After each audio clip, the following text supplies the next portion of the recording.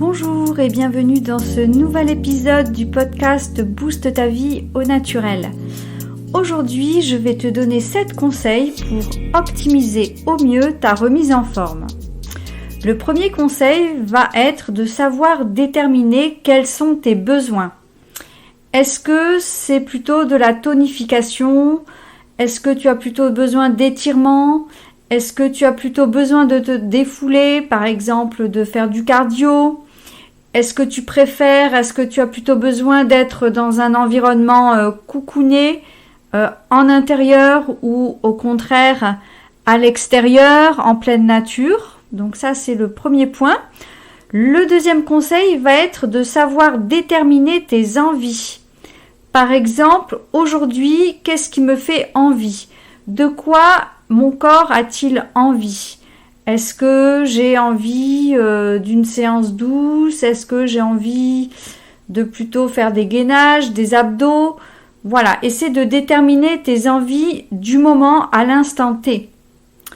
Le troisième conseil sera de savoir gérer ton temps.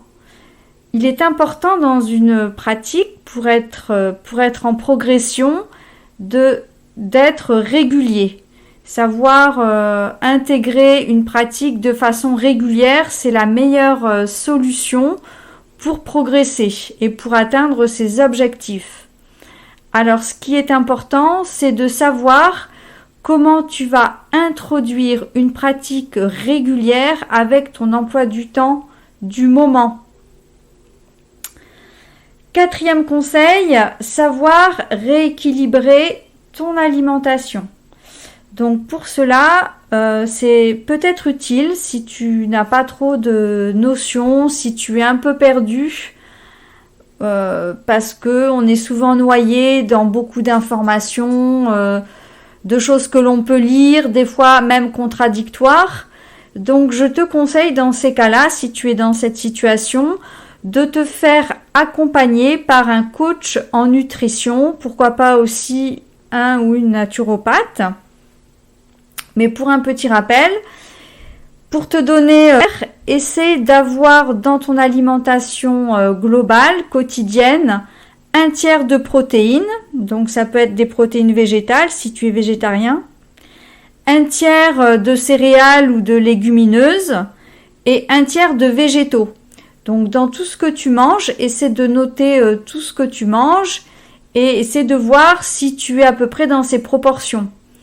Évidemment, si tu manges trop de sucre raffiné ou trop de plats industriels, la première chose sera de revenir à une alimentation beaucoup plus naturelle.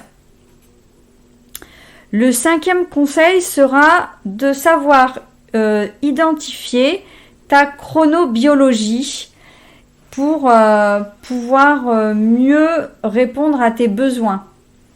Donc par exemple, quelle est ton heure idéale pour t'endormir, pour te coucher? Quelle est l'heure qui te convient le mieux pour t'entraîner? Est-ce que tu es plutôt du matin, du soir? Pareil pour ton alimentation, est-ce que tu es plutôt du style à avoir un bon petit-déj et puis peut-être manger un peu moins à midi?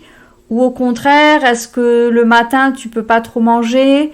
Est-ce que tu préfères mieux manger à midi ou peut-être un peu plus le soir ou un peu moins le soir? Donc essaie de voir toi, de savoir identifier exactement ta chronobiologie. Ensuite, le sixième conseil va être d'apprendre à te construire une routine quotidienne en dehors de tes temps d'entraînement. Je m'explique. Si par exemple tu as 2 tennis par semaine et 1 heure de natation, en dehors de ces créneaux-là, essaie d'introduire tous les jours, peut-être tous les 2 jours, quelques étirements pour le dos, les jambes, les épaules, les cervicales, et aussi peut-être 2 minutes de gainage ou de pompe, pourquoi pas, ou peut-être les deux. Donc essaie d'introduire en moyenne 10 minutes par jour ou tous les 2 jours en plus de tes heures d'entraînement hebdomadaires.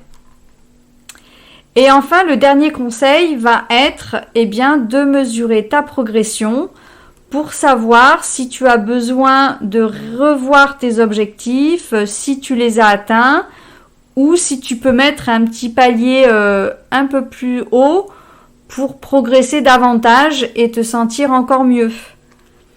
Tu vas noter par exemple si ton endurance s'est améliorée.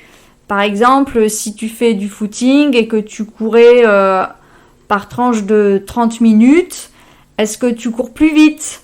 Ou est-ce que tu arrives à courir plus longtemps à la même vitesse?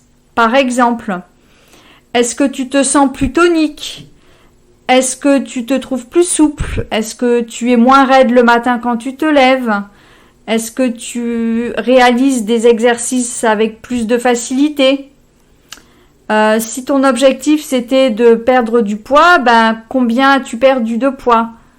Donc là, ça va plutôt se mesurer au mois parce que par semaine, c'est un peu plus compliqué à mesurer. Et de prendre de la masse musculaire, pareil, essaie de voir si tu as pris de la masse musculaire. Voilà sur les 7 conseils que je pouvais te donner. Donc tout cela, c'est pour t'aider à optimiser ta remise en forme et à te sentir mieux chaque jour. À demain pour le prochain